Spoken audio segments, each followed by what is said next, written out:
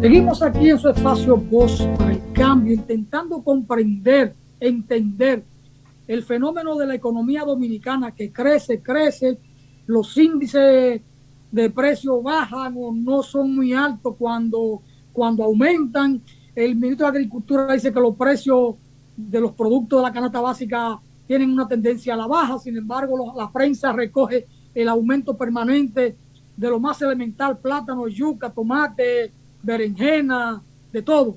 Pero el Banco Central sigue diciéndonos que la economía crece, el gobierno hace caso al Banco Central, lo mantiene ahí, y entonces, bueno, el gobierno busca recursos. A veces uno no sabe de dónde carajo este gobierno encuentra tantos recursos.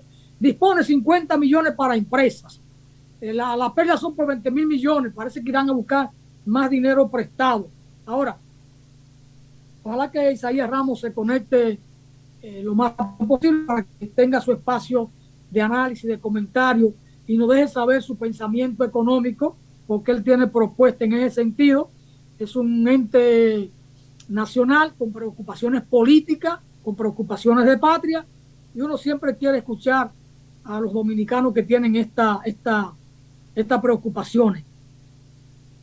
Pese a las condiciones de incertidumbres internacionales, el país tendrá un crecimiento económico promedio de un 5% en este año y de 4.75% en el año 2023.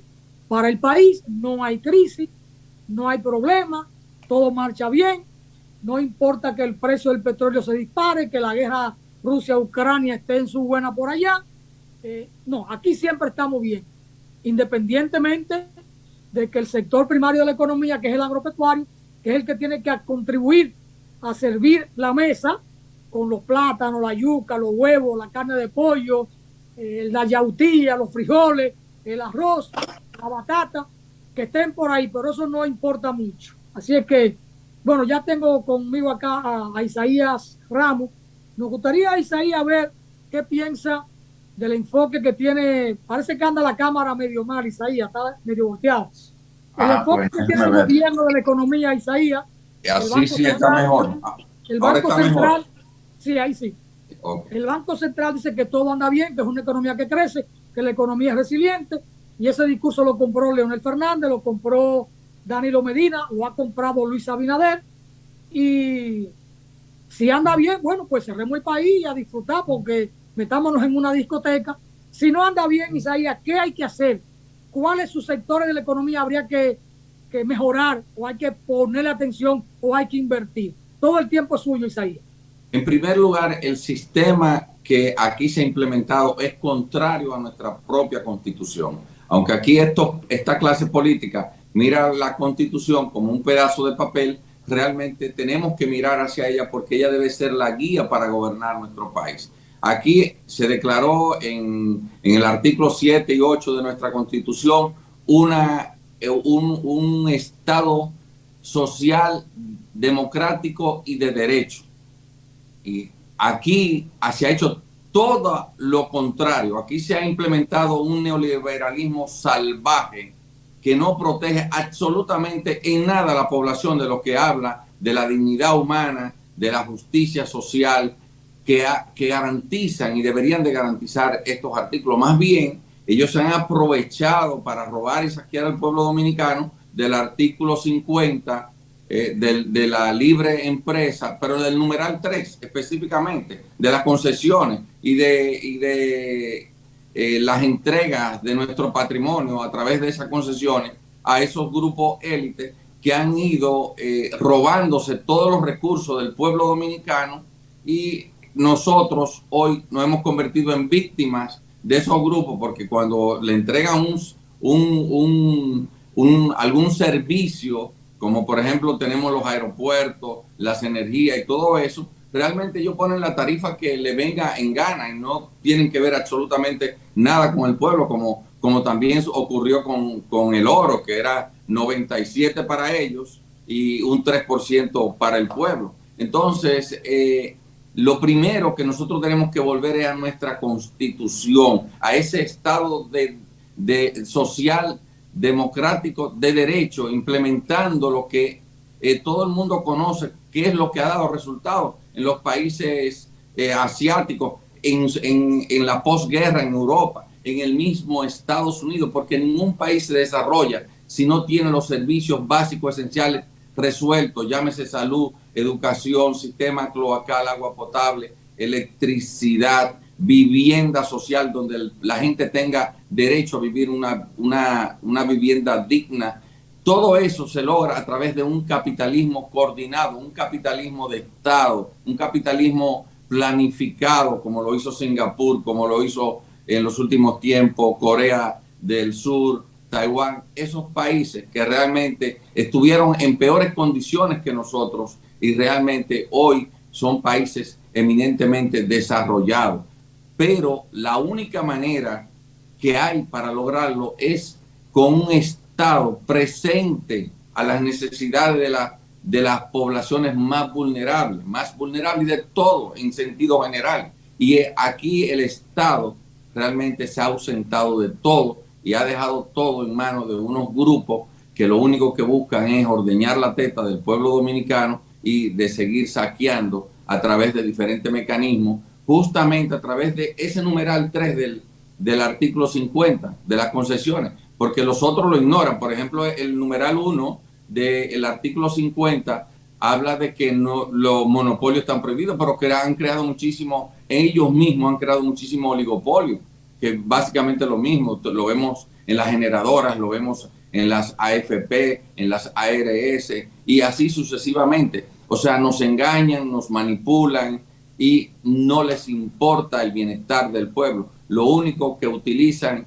cuando tienen que utilizar algún derecho de esto adquirido es para beneficio de ellos, para beneficio del pueblo. No le interesa, quieren un pueblo ignorante y quieren un pueblo viviendo en la miseria total. La única manera que se genera riqueza es produciendo, y lo único que a estos pueblos no les interesa es que justamente los pueblos se puedan desarrollar. Vemos como el campo tiene más de 2 décadas y media abandonado. Aquí los campesinos son unos verdaderos héroes, porque a pesar de todo se mantienen y luchan por seguir dando lo más que pueden de ellos. Sin embargo, vemos como estas clases políticas cada vez lo maltratan más. Isaías habla de un capitalismo de Estado que lo consideran necesario para relanzar el desarrollo del país. Pero a eso hay que ponerle nombre y apellido, porque un capitalismo de Estado sin ejercicio de soberanía es muy limitado, porque entonces el gran capital te induce a otras cosas e incluso a la corrupción para mantenerte atado. Es el caso de Estados Unidos. Permite que la corrupción se desarrolle. Me dirán, bueno, pero ellos controlan eso en su país, no tienen que controlarlo aquí, pero actúan siempre a conveniencia. Hablar del capitalismo de Estado, no siempre estamos hablando de la misma cosa. En Brasil, con Lula, había un capitalismo de Estado, no era un país socialista. El socialismo no se construye por discurso, sino entrando en las relaciones sociales de producción y en el control de los medios de producción por parte del Estado. Y eso no ocurrió en Brasil, como no ocurre en Venezuela. En Venezuela hay un capitalismo normal y tradicional con una regencia diferente en términos políticos. En China se ha hablado de una nación, 2 sistemas, un Estado, 2 sistemas. Por un lado el socialista y por otro lado el capitalismo. Entonces en China hay un capitalismo de Estado. Entonces, Isaías, ¿cómo leer esto? Con Lula sacaron a 60 millones de brasileños de la pobreza. Lula sale del poder, llega Bolsonaro y la pobreza volvió a crecer en Brasil. Entonces hay que tener claro también el sentido de orientación de un capitalismo de Estado, sin ese contenido de rostro humano, de una economía más solidaria, donde el Estado acuda en respaldo, en apoyo a los más desvalidos, no para darle una fundita, sino para ayudarlo a crear una economía propia, autónoma, que lo saque de la pobreza. Uno no saca a nadie de la pobreza dándole una fundita o un bono luz, un bono colmado, un bono gas. Eso no es, en verdad, eso es clientelismo y populismo. Yo hablo de una intervención del Estado como se ha hecho en todos los países que han logrado desarrollarse, donde el Estado intervenga en las cosas esenciales para que una sociedad se desarrolle y que esa enorme desigualdad no se desarrolle a los extremos que nosotros hemos llegado. Cuando tú le das a un pueblo un sistema de salud universal de calidad, cuando tú le das educación, información y capacitación de calidad a un pueblo, cuando tú le tienes a un pueblo un sistema cloacal que lo dignifica, el sistema de agua potable, de electrificación y de vivienda digna, los pueblos se desarrollan solos, pero tú no puedes entregarle a los perros o a los lobos o un pueblo que está indefenso, que ni siquiera uno de los servicios básicos esenciales tengamos resuelto. Es que no puede ser que nosotros tengamos hoy en día más de 67 mil millones de dólares de deuda y no hemos resuelto un solo de los problemas básicos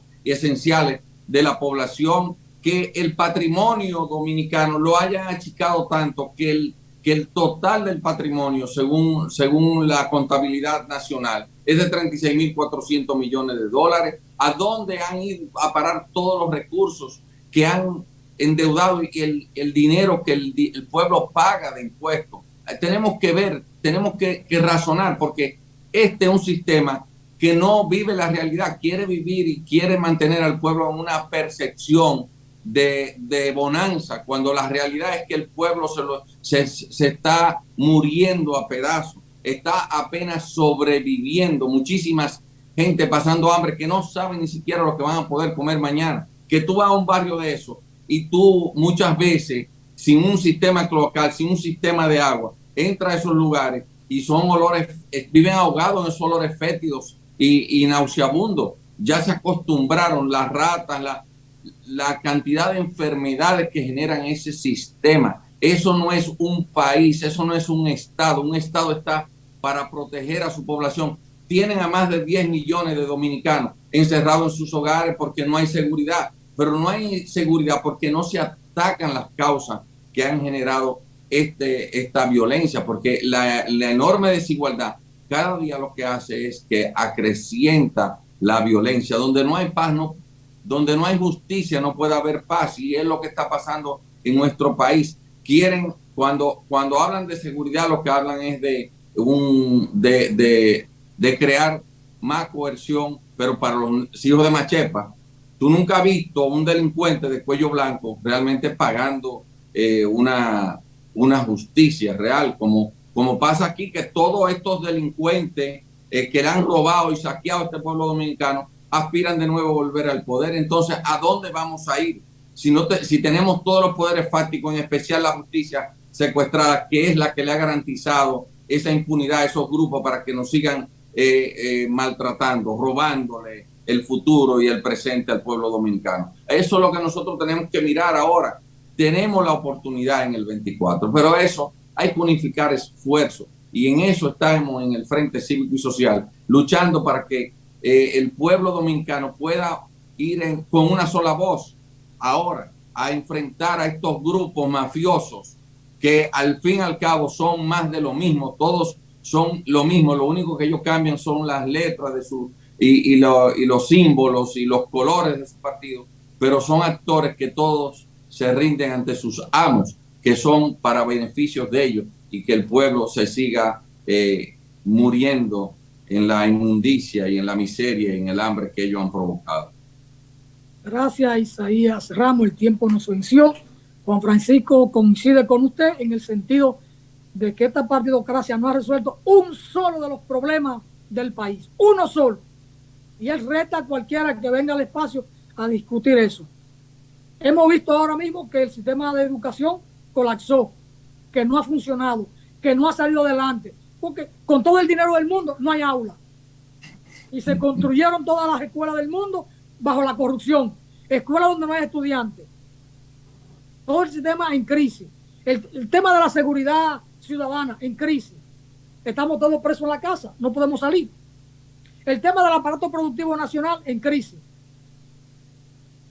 Préstamo y préstamo y préstamo. Entonces, cuando viene un fenómeno natural, vemos lo que ocurre. Porque ¿dónde vive la gente más pobre?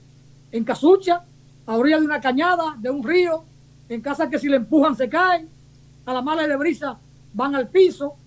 Lo último que sale a la colación es el tema de los postes de luz de cemento, de concreto, una camioneta choca un poste de luz de eso y se cae. Y antes, un poste de luz de eso de pino, de madera, no se caía. Y ahora los de cemento se caen. Uno suponía que estos eran más fuertes y que ayudaban a mejorar el ambiente porque no había que cortar pino para esto o importarlo.